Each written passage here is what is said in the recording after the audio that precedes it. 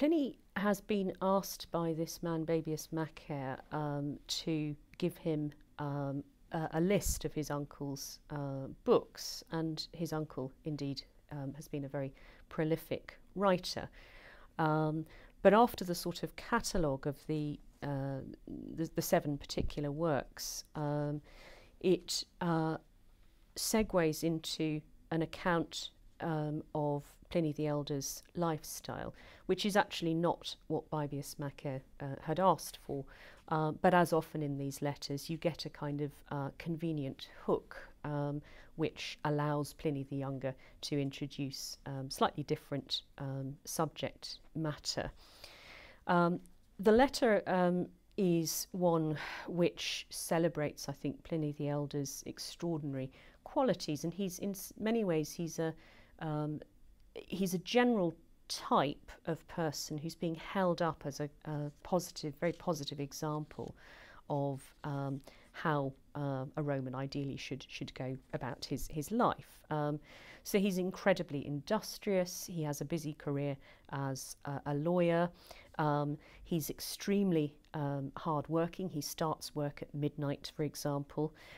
He's got a very active working relationship with the Emperor Vespasian. So this is a man who really makes hugely constructive use of his own time. He values time above everything else, almost. And you get that very vivid little story about a reading that happens at a dinner when the reader unfortunately stumbles on a word, and a guest basically asks the reader to repeat it, and Pliny snaps and says, "Well, didn't you understand?" And so the idea being that time has been wasted by a needless repetition that the guest understood, but he simply wanted to correct this reader for the sake of correction. So he's celebrating his uncle's life, I think, in many ways.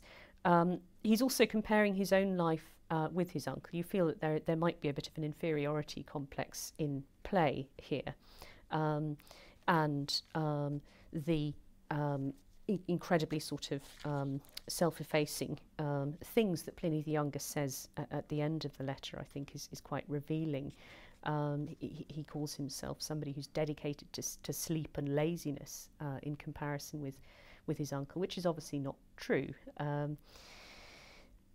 The relationship, I think, between Pliny the Younger and his uncle is one which I think is quite complicated. For example, if you look at the list of works at the start of the letter, they're very varied. You get this technical treatise on throwing javelin from horseback, biography, history of the wars in Germany, various works about oratory and language, and long historical work, continuation of a historical work by Aufidius Bassus, and of course the natural history, which we do have.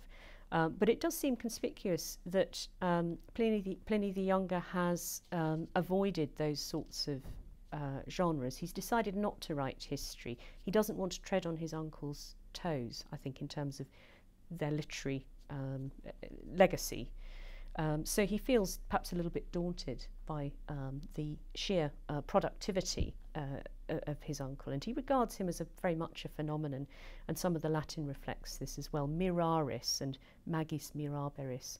So Pliny the Elder is somebody that you wonder at in terms of what he can do.